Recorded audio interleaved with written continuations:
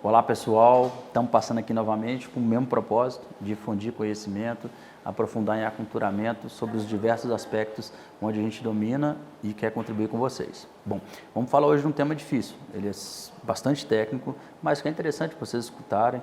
Se for relevante, se fizer sentido, compartilhe com alguém, marque alguém, divida esse conteúdo com alguém e vamos junto nessa caminhada.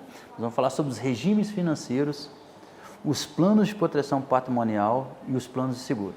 O que há nesse conteúdo de regime financeiro que está contido nessas duas vertentes dos planos de proteção veicular e nos planos de seguro?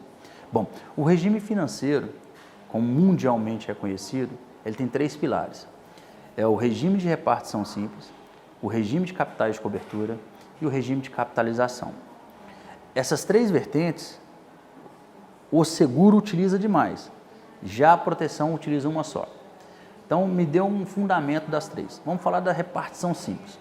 Ela tem como base, o regime de repartição simples tem como base, que as contribuições do período vão ser suficientes para honrar os benefícios gerados no período. Então, pensa num seguro de pecúlio, né? Todas as pessoas ativas e adimplentes na massa da seguradora pagam um prêmio de seguro, alguns morrem e a seguradora paga o pecúlio, pagamento único. Agora vamos pensar na proteção patrimonial veicular. As mensalidades arrecadadas pelas entidades naquele determinado período serão suficientes para honrar os sinistros e os eventos, né, no linguajar mais de eventos, no determinado período. Ok? É claro que em ambos os casos, esse conceito faz sentido quando mencionamos as reservas. Mas eu não vou entrar nisso agora. Vou passar pelos três regimes e vou mostrar como as contribuições das entidades honrando os eventos, né, o ressarcimento dos eventos ocorridos na mesma database de avaliação, tem a prerrogativa de utilizar a reserva. Já no seguro, isso já é efetivo e exigido pelo órgão regulamentador, como os prêmios do período honram os sinistros do período, mas ainda assim as companhias fazem as reservas. Vamos entrar agora no campo da repartição de capitais de cobertura. Não muito comumente conhecido, né, na população como um todo, esse regime financeiro estrutura os planos de pensões. Então, planos de seguro, onde você tem como beneficiário do titular um pensionista, né? O segurado contrata um seguro, vem a falecer e deixa uma pensão para a esposa. Esse volume financeiro para liquidar os pagamentos mensais das pensões vitaliciamente enquanto a esposa estiver viva, a reserva matemática de benefícios concedidos, a ser gerida pela seguradora, tem que ser constituída com as contribuições do período. Então vamos lá. Lembra a repartição simples que nós falamos? As contribuições do período pagam o sinistro do período no mercado de seguros. Já na repartição de capitais de cobertura, as contribuições do período pagam as reservas matemáticas de benefícios concedidos ocorridas naquele período e provisionadas atuarialmente e depois registrada contabilmente, sendo monitorada continuamente com as suas revisões e avaliações atuariais. Já no regime de capitalização, esse também exclusivo do mercado de seguro, estão estruturados planos, por exemplo, de PGBL, de VGBL, que são planos de previdência complementar.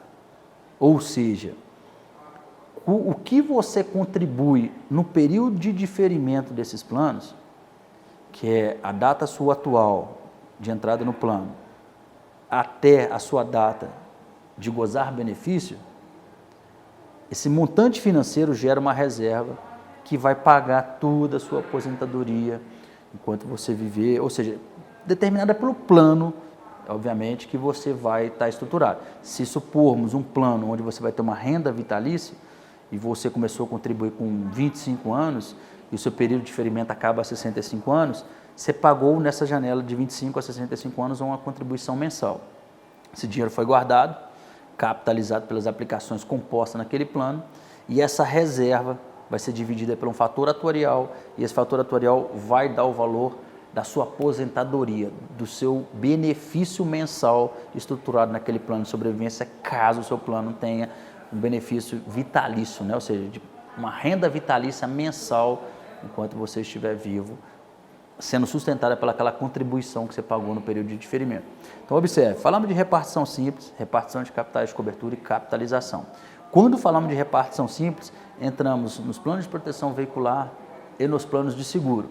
No seguro, nós não entramos especificamente no danos, nós entramos na pessoa, para falar de pecúlio, propositalmente. Já na proteção veicular, nós estamos falando de uma proteção patrimonial, especificamente do veículo ali, diferente um pouco da vida quando comparado com o seguro, mas com um propósito único. Por quê? Para a gente adentrar no campo da reserva.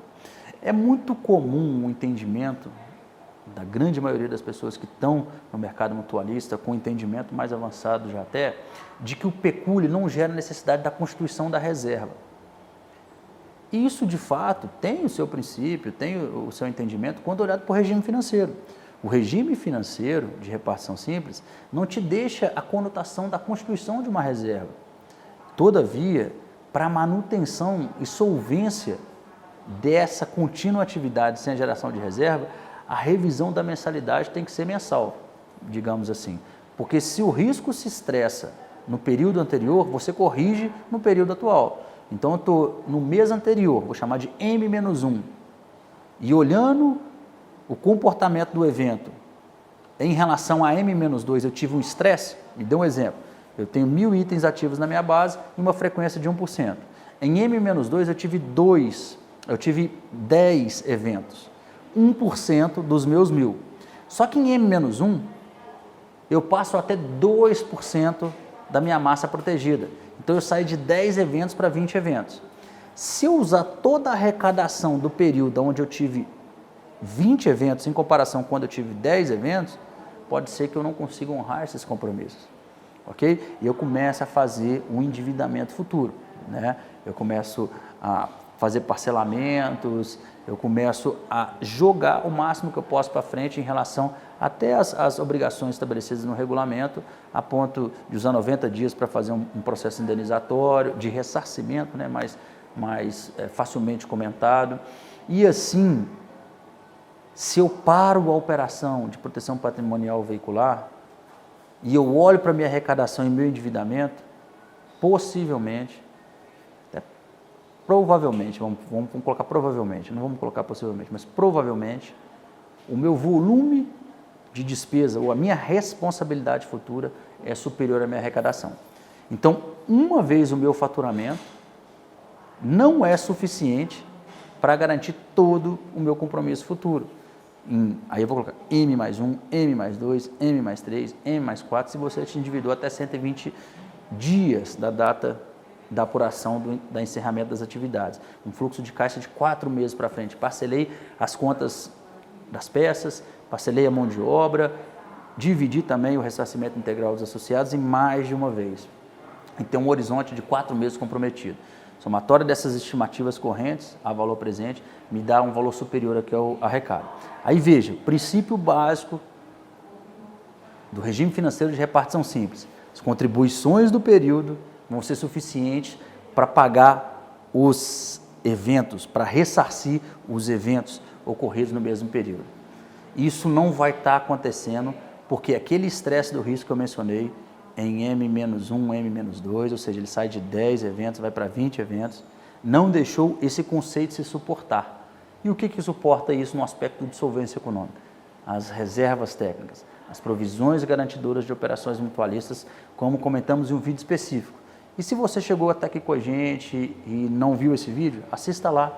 A gente discute sobre a sua não necessidade ou a sua necessidade, pede para as pessoas opinarem, aquelas que estão gerindo entidades mutualistas, aquelas que sabem na pele a dificuldade de honrar um determinado compromisso numa data assumida, conforme regulamento, e aí sim você vai começar a concordar ou discordar com a gente, mas tendo o discernimento do que a gente está falando num nível mais aprofundado.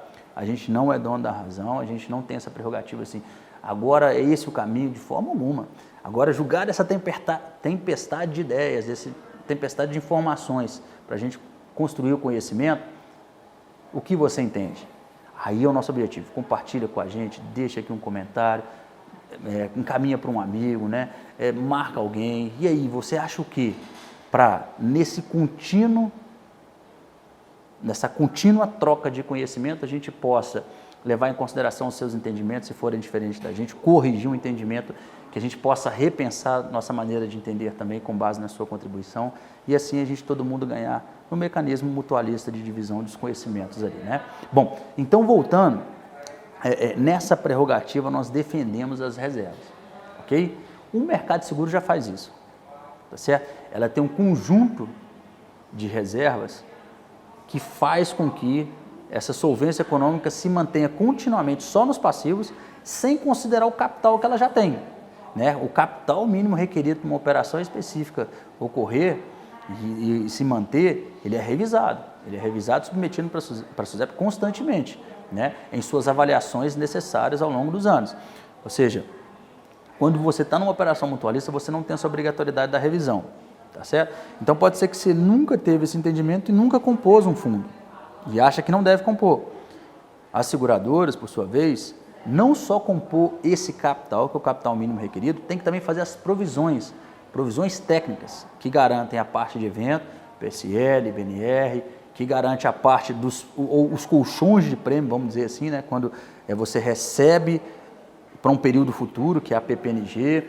E eu não vou entrar especificamente a discussão nisso aqui, porque nosso objetivo não é de discutir o seguro, mas é mostrar para vocês o seguinte: a SUSEP exige reavaliações contínuas de adequação do seu passivo, de revisão de capital mínimo, calculando e apresentando suas metodologias, comparando com o que você tem.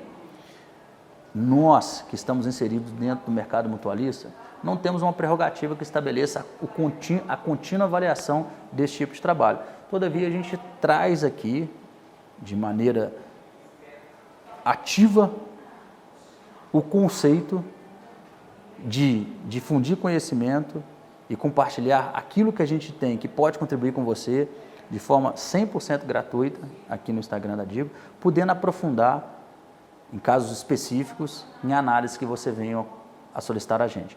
Agora, se você quer entrar na sua massa e estudar a sua massa, aí de fato a gente entra no outro campo, que não é esse, mas que já levou você pelo menos a refletir se você deve ou não recalcular, se você deve ou não revisar a sua tabela, ou se você deve ou não constituir uma reserva, uma provisão garantidora das operações mutualistas, ou se esse regime financeiro com essas conotações, e agora se você quiser pesquisar um pouco sobre isso, joga no Google, joga no YouTube, vai ver um vídeo, vai ver um paper ali que esteja no Google disponível, sobre o que é repartição simples, repartição de capitais de cobertura e capitalização. Você vai ver que na essência do regime de repartição simples não há a constituição da reserva, mas olha, observa o mercado de seguros operando sobre o regime de repartição simples. As seguradoras têm que fazer as provisões. Por quê? Porque se o estresse da exposição ao risco aumentar, esse aumento do estresse faz com que necessariamente as contribuições não sejam suficientes para honrar os compromissos. E está aqui a nossa contribuição. Eu sei que o vídeo está longo, eu sei que o tema é difícil, mas essa é a nossa maratona do ano. Todos os temas que a gente tem entendimento, que a gente consegue aprofundar, a gente quer dividir com vocês. Se você chegou também até aqui, eu já tinha falado isso antes, e gostou, dê para a gente a oportunidade do compartilhamento, de deixar o comentário, de pedir uma avaliação específica, que isso nos motiva, isso nos constrói dentro do nosso panorama estratégico, difundir mais conhecimentos que vão fazer sentido para alguém. Alguém vai receber essa informação e vai ajudar ela dentro do exercício da sua gestão, da sua entidade. Bom, então para não estender mais, nós vamos finalizar aqui por hoje, sempre com a missão de quanto mais você se informa, melhor você decide. Deixar nosso grande abraço e até o próximo vídeo.